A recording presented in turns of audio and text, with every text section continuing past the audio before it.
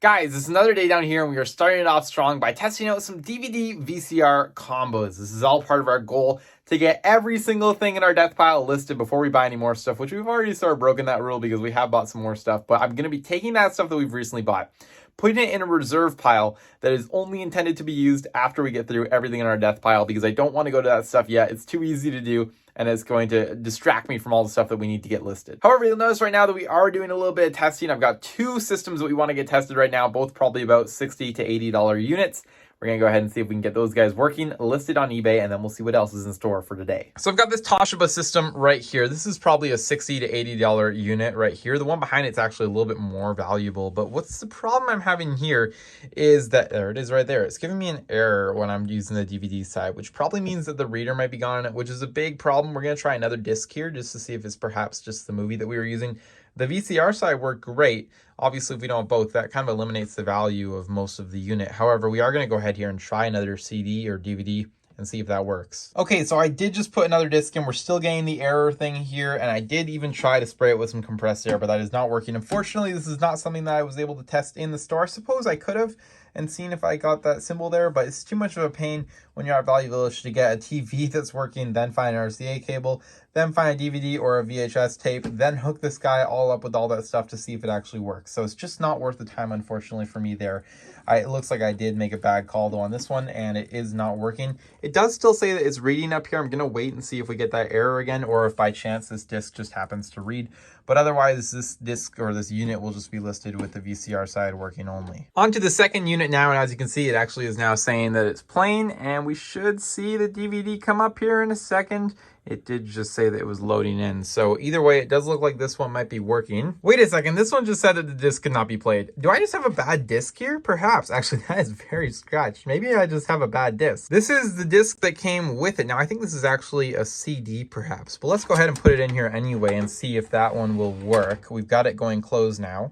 Yeah, that one actually does work. So perhaps I just had two really bad discs here because the one that came in this other unit also wasn't seeming to read. Let me try to read this one in here, and if this one also said bad disc, then I know that I just have two bad discs, and maybe the other unit is actually working totally fine. Okay, it also just rejected this disc, which actually is really good for us, because that means that we probably just have two bad discs here that I was using. I just grabbed this from our disc pile. Not sure if this one works either, but we're gonna see. Aha, what do you know? Those two discs were bad, apparently, and now we have one that is working in here and is playing. VCR side is working as well. Of course, we have the old Star Wars playing. That's a good sign. This is going to be a very valuable unit. I'm going to bring the other one back up now and test it with a different DVD. What a coincidence that two of them didn't work. Let's go ahead and try that unit out now. Okay, back on the silver one now. I have not gotten an error yet, which is good. Actually, I'm on the VCR side still, so that would probably... Oh, no, I'm not on the VCR side. I'm on the DVD side. There we go. It does say this just reading, though. We're going to have to wait and see if this one shows up. Okay, now I'm really lost. It says incorrect disc here on this one as well. So maybe this unit isn't working. I'm not really sure what's going on anymore. Okay, some good news, I think. I just put a CD in here, the one that was in the other unit, and it is working fine. So I'm going to try maybe another movie, and we're going to see if that works in here. All right, guys, well, it's wrapped up with the two VCRs. They are now drafted on eBay. This top one, I could not get the DVD set to work. It just kept giving me error. I tried a bunch of different DVDs, so that was that. But this guy was working fully fine. So weird coincidence there. A couple of the DVDs definitely did not work on either unit, but then this one just happened to also, I think, not be working with any DVDs. So that's the story there. Anyway, still listed this one with a functional VCR side, but the value is pretty much taken away completely. So probably gonna get 20 bucks, 30 bucks for that one, maybe. This one, though, could be a good $100 unit easily. These are going for quite a bit on eBay. Well, guys, it's actually the next day now, and I've got some news to go through. First of all, we did manage to drop off all of the stuff that we've been listing over the last couple days at the storage unit. I made a couple items that I pulled out and we'll be able to take a look at here that are going out today. And additionally, we did have a couple customer problems today that I wanted to talk about because it's not always all sunshine and rainbows here on eBay. There are always issues that you run into, and this was an interesting day for sure. So far today, guys, and it's not even the end of the day, we have made 4 separate customer returns, all on item not received cases. The first one was somebody that left negative feedback saying that they never got it. And that was kind of weird. I mean, I think it's kind of strange to leave a review saying that you never got an item without ever reaching out to the seller. It's kind of like you buy something from Walmart or Home Depot. You never receive it in the mail. So instead you just go on, their forums and write a review instead of asking for a refund. I think it's a little bit strange, but regardless, what I did was I gave that person a full refund for their order, no questions asked. And then when they reply, or ideally when they kind of get in touch, then I can go ahead and maybe ask them to reconsider their feedback. Now, the trick with this is that you never want to negotiate giving somebody a refund only if they change their feedback, for example, because that's actually against eBay's policy. You're not allowed to use feedback as sort of a leverage point. So the key there is to make sure that you're just kind of giving it to them no matter what, and then trying to get that feedback after the fact. Now, next one, guys, we actually got an item back, but we never got a chance to reach out to the buyer yet, and that buyer actually reached out to us today, which was actually perfect because we were going to reach out to them either way. We managed to give them a refund for their item, so that's good. The other two, however, though, one of them was a mismatched game where we sent the wrong item. We sent Call of Duty MW3 for the PS3 instead of for the Wii. So we got that one wrong there. That was not great. Full refund there because we actually couldn't find the MW3 copy for the Wii to resend to them. So that was really bad. And then finally, we just have one additional kind of normal refund where somebody just said that something didn't arrive. We don't have it here, but whatever. It was just a few dollars. So we gave a refund there. Now listen, stuff like this happens. It's just kind of a reality of selling on eBay, selling online. You're going to have, a defect rate to a certain percentage of your sales where items aren't going to arrive. There'll be issues with them, whatever the case. So for us, it's usually sitting around 2%.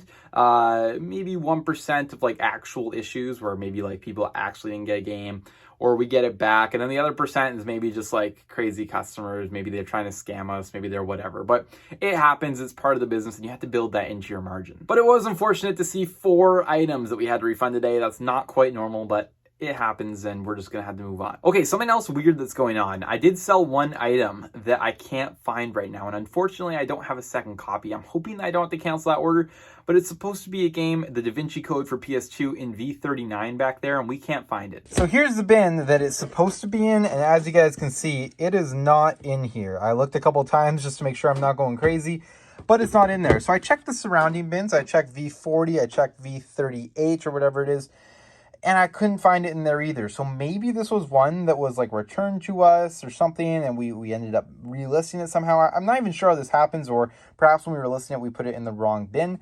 But when I go on eBay, I can't find any other ones that we have listed. So I am going to spend a little bit of time going through all the bins and seeing if I can find it. Otherwise, I'm upset to say that we're going to have to cancel a custom order. And this really doesn't happen very frequently, but when it does, it sucks. Well, guys, no luck there, unfortunately. I just looked through a few of the bins and I cannot find it. So I think we're going to have to end up giving a refund to the buyer on that game.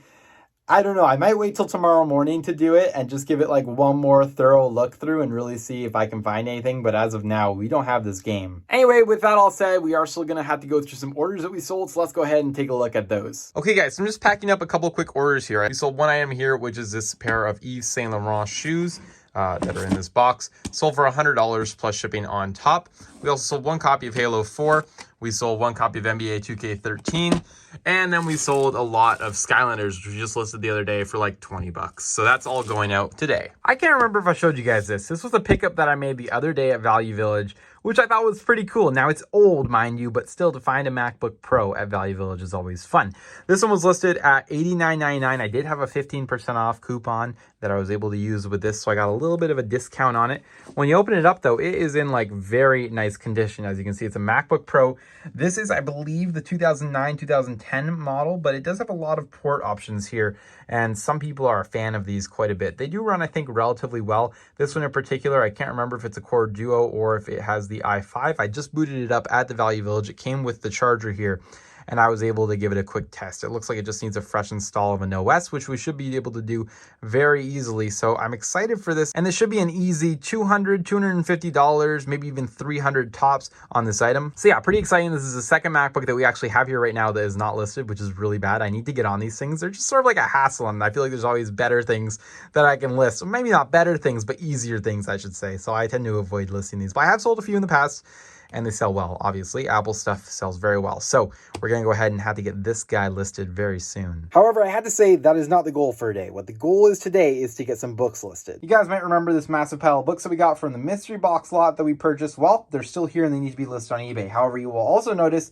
that I just have this. I've got a few CDs down there and the VHS tapes here, which I know is kind of the same as like last video, or I haven't really done too much more, but I'll show you what I was doing instead. Instead of listing last week, I actually went ahead and really cleaned up the area out here. So you'll notice that a lot of the floor space is a lot cleaner, and that's because I went ahead and I dealt with a lot of this stuff here and just sort of put it all in the corner. This stuff in this box is tested. The rest of the stuff just really needs to be listed.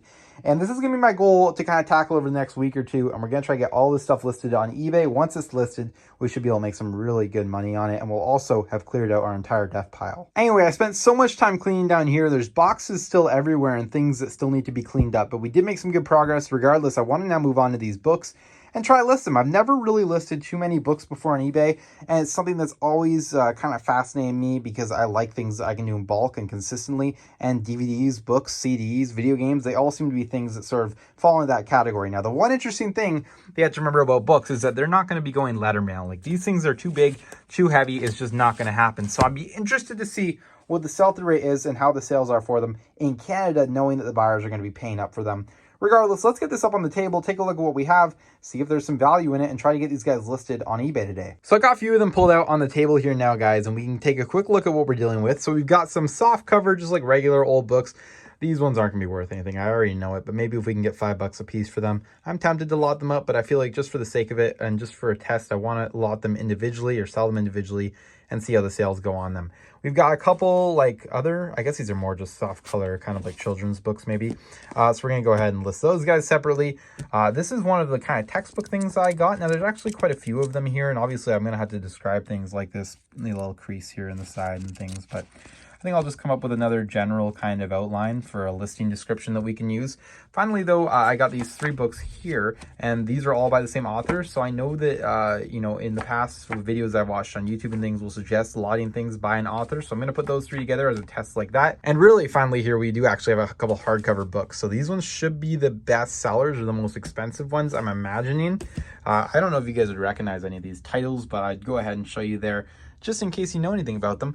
But we're going to go ahead now and list all these guys first, I guess. Or what I'm actually going to end up doing probably is taking pictures of them all. And then I'll take them all up to my laptop and probably do them like that. Not doing drafts on my phone like I would with some items, just because I think it'd be easier to do sell similars on these. So I'm about halfway through photographing the books now, guys. And as you can see, I've gotten all these ones done. I still have a nice little pile here to do, but it's actually not that bad. What I've been doing for each one of them I wanted to share is I've been taking a top photo just like this as the opening photo. I've been taking a spine photo just like this. And then I'm taking a photo of the back just like that. Now what I could also probably do is take a picture of like the inside somewhere, but I haven't really been doing that. I've heard of people doing that as well on YouTube. One of the people that I actually watched that sells books, Back from Burnout, is a really great channel, and she is always showing like how she does 7 angles of the books, which is really cool, something like 7. However, I feel like for these, I just don't want to spend the time doing all that. And also I just want to test if I can do it with 3, because I feel like that's about all you would need. Mind you, there were some activity books and things I just listed, like not this one, but this one here with some highlighter in it. So I managed to take some pictures of the inside of that one. There's also a book that was supposed to come with some cards that I went ahead and took a picture of just the inside there so you could see it. But other than that, I think it's going to be pretty simple. I'm going to try to get all these guys photographed here, and then we're going to try to get them all listed here today. Okay, guys, so I just finished up all the photographs for these items. I actually ended up doing 2 lots. Halfway through, I realized I had 4 books by the same author here, so I decided to lot those guys all up, and I've lotted all these guys up as we're going to do from the beginning, but I did find 1 more of those to add to the lot. But anyway, here's the final pile. It's not too many, so this should be a really interesting test, at least a small test to see how this does. Obviously, listing them is one thing, but will they sell is another, and I can't answer that just yet. But what we're going to do is list them today, and then I can do a follow-up maybe a little bit later and see if any of them have sold. Anyway, that means it's now time for me to do some eBay listing. All right, guys, well, it's now an hour later, and I just finished listing 32 items on eBay for a total of $161.50. And let me just start off by saying that I think that was a really bad idea. Now, listen, I'm always one to try new things, and I was very excited about the books here, but I want to give you guys a warning as to why I don't think that you guys should in particular pick up books. Or at least if you do pick them up, be very selective and only get ones that are worth good money, because the problem that I'm running into here is when I'm listing all these books, they're all fairly common titles, right? And when I'm listing them all, what I'm running into are a lot of US sellers that are actually beating all of the Canadian seller prices by a lot because of one thing. Can you guess what it is? It's the shipping price. And they get the cheaper shipping price than we do here in Canada. In other words, it's cheaper for them to ship a book from the States to Canada than it is for us to ship it in Canada to Canada, because they have something called medium mail. I'm not sure if it's the same thing internationally or not, but I know they do have like a document paper envelope that you can send from the States for as low as like $2.50 all the way up to like $8 or so. And I was seeing all those prices all over the range. So they might sell a book for, let's say, $5 plus like $8 shipping on top. if I'm trying to price that same book at $5 and I have, let's say, $12 shipping on top, well, I'm getting beat by their price. So it's very competitive and very difficult for us to even compete, considering the fact that what I found was that most of their actual total list price with shipping was cheaper than what it would just cost me to ship an item to the buyer. So yeah, it kind of has me thinking that we might not sell these very fast, especially since we're outpriced. I did promote the listings to try to get a higher rank on them. Maybe that will help. Maybe some Canadian buyers will want stuff from Canada so they get some faster shipping potentially, or maybe they can avoid a little bit of customs charge, although I don't think there is customs charge on those certain type of envelopes. Anyway, in other words, I think it's all a big mess, and I don't think that we're going to do very well on these books now after going through and listing them all and realizing this. However, I will say the one thing that I think might do well are the lots, which are behind me right here, just the little ones. I listed those for $12.99 each. I say they do well. I mean, we got like 25 cents in each of them. Maybe if you bundled everything up in like appropriate lots and actually like, you know, made sense with them, like these ones by author, maybe you could get money that way. I'm going to see what these sell. Again, I'll give you guys an update. And I think that's really the only way to do it. Or again, just find some more valuable books. But at the end of the day, that's what we're left with. So I'm happy that we at least got some more listings up. Hopefully they will sell. I'll give you guys an update a little bit later here in a couple weeks when we maybe see our first sale or two. Unlike the DVDs and the CDs where we can ship them via letter mail and get a discount and a better price against our US counterparts, with the books, not so much. So something to look out for sure.